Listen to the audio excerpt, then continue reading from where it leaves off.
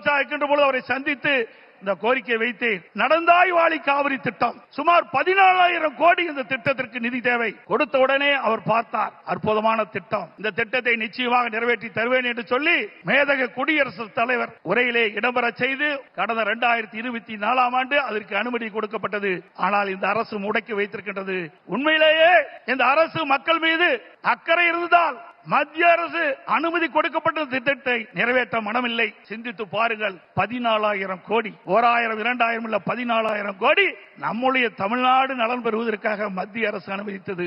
பாரத பிரதமர் அவர்கள் மனமுகந்து கொடுத்த அந்த திட்டம், அந்த திட்டத்தின் மூலமாக காவிரி நதியிலே கரை ஓரமாக இருக்கின்ற கழிவு நீர்கள் அந்த நதியிலே கலக்கின்ற பொழுது நீர் மாசுபடுகிறது. அந்த நீர் மாசுபடாமல் இருப்பதற்கு அதை சுத்தகரித்து நதியிலே விடுகின்ற திட்டம் தான் இந்த திட்டம். மேட்டூர் அணையிலிருந்து வெளியேறிய நீர், பவானி சாகர் அணையிலிருந்து வெளியேறுகின்ற நீர், நொய்யிலிருந்து வெளியேறுகின்ற நீர், அமராவதி அணையிலிருந்து வெளியேறுகின்ற நீர், இந்த நீரெல்லாம் சுத்தப்படுத்தி அங்கே நதியிலே விடுகின்ற பொழுது காவிரி நதியிலே வந்து கலக்கின்ற பொழுது சுத்தமான நீராக இருக்கும். தமிழ்நாட்டை பொறுத்த வரைக்கும் காவிரி நதி தான் ஜீவநதி. அந்த நதியை நம்பித்தான் 20 மாவட்ட மக்கள் குடிநீர் ஆதாரமாக விலகிக் கொண்டிருக்கிறது.